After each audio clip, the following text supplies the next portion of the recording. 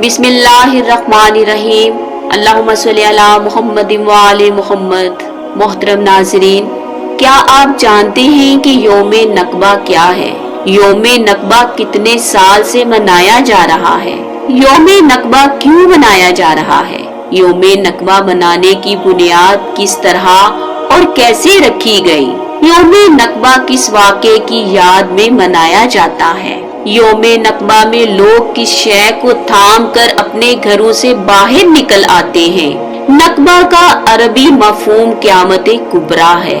यौमे नकबा एक ऐसा दिन है जिसमें मुल्क के तूलो अर्ज में तबाही और बर्बादी और कत्लो गारत गरी के नाकाबिले बयान वाक़े को दुनिया के सामने पेश किया जाता है।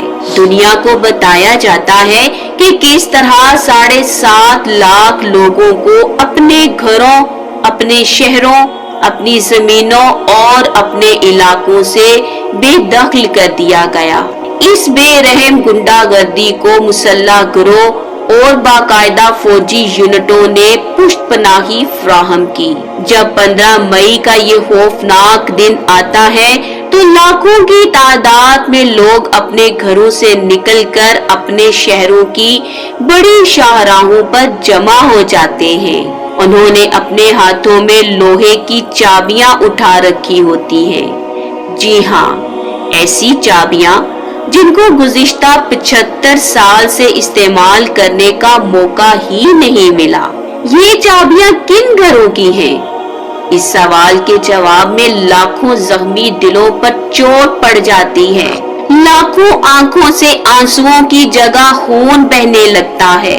हर साल नकबा के दिन लाखों मजलूम और सितम रसीदा लोग अपने हाथों में एक कीमती आसार को थामे हुए होते हैं, जिसे बहुत से खानदानों ने नस्ल दर नस्ल अपने पास महफूज रखा हुआ है। उनके हाथों में उन घरों की चाबियां होती हैं जहां से उन्हें 75 साल कब्ल निकाल दिया गया था और फिर वो कभी लौट कर ना आ सके। पूरी अक़वामे आलम में जिन सितम ज़दगान और हुर्मान नसीब लोगों का कोई पुरसाने हाल नहीं है, ये फलस्तीनी लोग हैं जो हर साल 15 मई को यौमे नकबा मनाते हैं। ये वही तारीख है जिस दिन इसराइल ने अपनी आज़ादी का ऐलान किया था।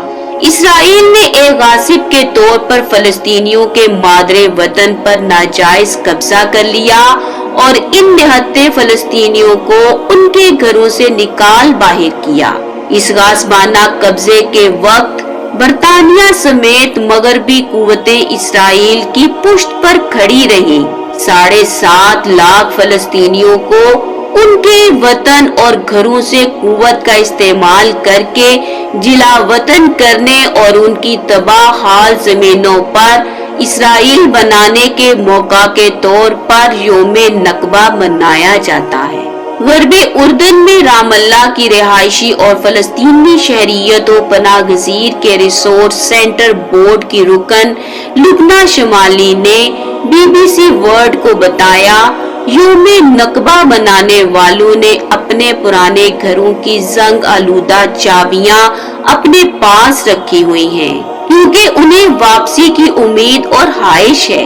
ये चाबियां उनके घरों की इलामत हैं। इससे कोई फर्क नहीं पड़ता कि उनके घर अभी तक खड़े हैं या तबाह हो चुके हैं, क्योंकि उनके पास अपने घरों को वापस जाने का हक है, जिसका वादा बैनुल अक़वामी कानून ने उनसे किया था।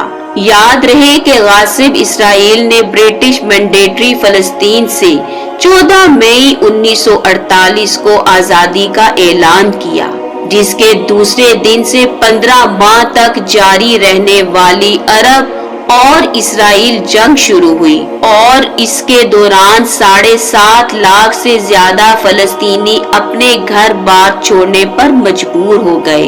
उन्हें इनके घर से बेदखल कर दिया गया। ये वही बेदखली है जिसे यौमे नकबा या क़यामत कुबरा के नाम से जाना जाता है। वो हर साल 15 मई को मुजाहिरों के रूप में इसकी याद मनाते हैं और इसमें उनके घरों की चाबियों का अहम किरदार होता है। لبنہ شمالی یاد کرتے ہوئے بتاتی ہیں اس دن فلسطینی کمیونٹیز میں بہت خوف تھا. زیادہ تر لوگ جو کچھ لے کر بھاگ سکتے تھے لے کر بھاگے، جن میں چابیاں بھی شامل تھیں. انہوں نے یہ سوچ کر اپنے گھروں کو تالے لگائے تھے کہ جب تشدد کم ہوگا تو واپس آ کر اپنی زندگی دوبارہ شروع کر سکتے ہیں. لیکن پون صدی گزرنے کے بعد بھی ایسا نہیں ہو سکا. فلسطینی امریکی مورخ پروفیسر راشد حالدی بتاتے ہیں فلسطینی جانتے ہیں کہ ان کے بہت سے گاؤں اور مکانات اب موجود نہیں ہیں، لیکن ان کی چابیاں ان کے فلسطین واپس جانے کی خواہش کی علامت ہیں. راشد حالدی یونیورسٹی آف کولمبیا میں ماڈرن عرب اسٹڈی کی ایڈورڈ چیئر پر فائز ہیں. مورخین کے مطابق سن 1948 میں فلسطین کے برطانوی مینڈیٹ کی آبادی کا صرف 1/3 حصہ یہودی تھے.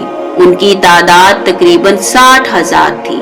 کولمبیا کے اس پروفیسر کا کہنا ہے یہ یہودی وہاں کی زمین کے صرف 6 یا 7% حصے کے مالک تھے، اور وہ بھی نجی ہاتھوں کے بجائے بنیادی طور پر صہیونی تنظیموں جیسے کہ جیوش نیشنل فرنٹ یا جیوش کالونائزیشن ایجنسی کے پاس تھی، جبکہ زمین کی زیادہ اکثریت ریاست کی تھی یا عرب فلسطینی مالکان کی تھی. ان فلسطینیوں کی بے دخلی جنگ کا کوئی اتفاقی نتیجہ نہیں تھا، بلکہ ایک منظم پالیسی تھی. آپ آبادی کو تبدیل کیے بغیر اکثریتی عرب ملک کو یہودی ریاست میں تبدیل نہیں کر سکتے.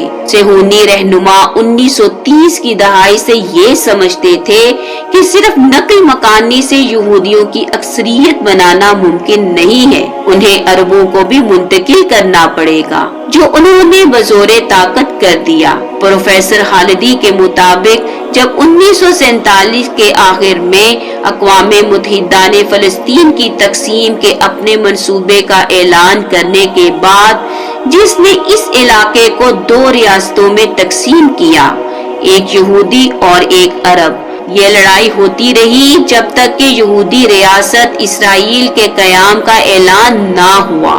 اس وقت تک ان نہتے فلسطینیوں کو صہیونی ملیشیا نے ان کے گھروں سے بے دخل کر دیا تھا. اقوام متحدہ جیسے بین الاقوامی اداروں کے زیر انتظام اعداد و شمار کے مطابق یہ خیال کیا جاتا ہے کہ 80% فلسطینیوں کو بے دخلی کا سامنا کرنا پڑا. واپسی کی کوشش کرنے والے ہزاروں فلسطینیوں کو گولیوں کا نشانہ بنایا گیا، قید کیا گیا یا جلا وطنی پر مجبور کیا گیا، کیونکہ ان پر در اندازی کا لیبل لگا دیا گیا تھا. آج ضرورت اس امر کی ہے کہ امت مسلمہ اپنی صفوں میں اتحاد پیدا کرے اور ان طاغوتی طاقتوں کا مقابلہ طاقت ہی سے کر کے ان کے ظلم و ستم کا جواب دیا جا سکے. اللہ کریم مظلوم فلسطینیوں کی مدد فرمائے. اللہم صلی علی محمد و آل محمد.